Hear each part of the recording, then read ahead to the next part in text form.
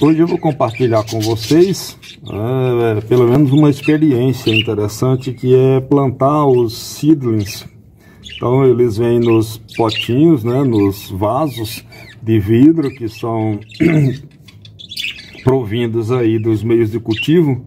Então a gente retira esses seedlings dos meios de cultivo, faço uma lavagem boa para não deixar resíduo e depois eu faço o plantio deles, a transferência, né, do meio de cultivo que estava nos frasquinhos, e coloco eles nesse substrato formado aqui à base de casca de arroz carbonizada e o esfagno.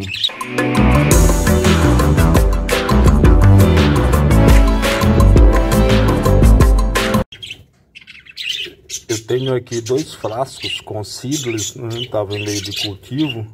Então, inclusive os frascos foram abertos agora e eu vou repicá-los para esses potinhos aqui, tamanho 5.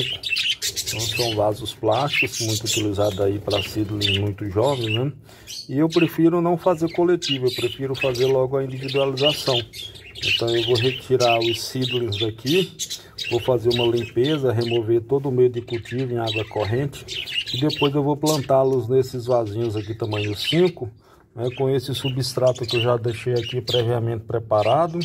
Ele é composto à base de esfagno e casca de arroz carbonizada.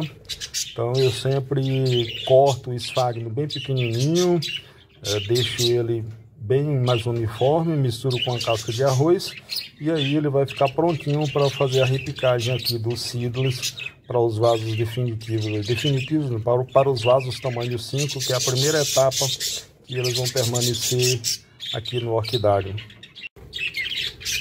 Eu gosto de trabalhar da seguinte maneira: eu sempre coloco um pouco do substrato no vaso, né? A plântula que eu vou repicar, eu vou colocá-la bem ao centro. Estão aqui os vasinhos plantados no tamanho 5. E aí os seedlings já foram colocados. Agora eu vou só regar, molhar bastante aqui, para deixá-los bem hidratados e não ter problema em relação ao pegamento. E aqui eu compartilho com vocês o resultado final da repicagem. Então eu tenho 2 bandejas aqui que foram repicadas. Nessas bandejas aqui eu tenho 3 cruzamentos de Amethystoglossium e tenho seedlings de Cattleya tigrina.